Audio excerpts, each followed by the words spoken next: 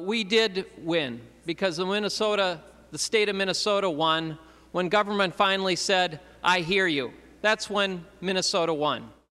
But to have folks on the other side standing up and making some kind of claim that this was a win for the people of Minnesota, that you took the state to shutdown, to hear the majority leader of the Minnesota House standing up and saying, we won last year when we took the state to shutdown, when you passed a budget that borrows $640 million, is going to cost us over $1 billion to pay that back. When you raised property taxes, every single one of you that voted for that bill on your constituents and in greater Minnesota, again, 8 times more than in the metro area, that is not a win for the state of Minnesota, members. We should have done this in a balanced way. We should have done this in a way that actually spread the risk. And that's not even to talk about the cuts you made to health and human services.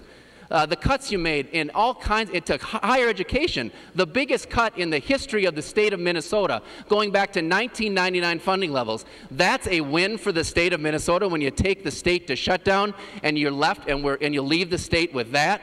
I have to disagree with you, Representative Dean.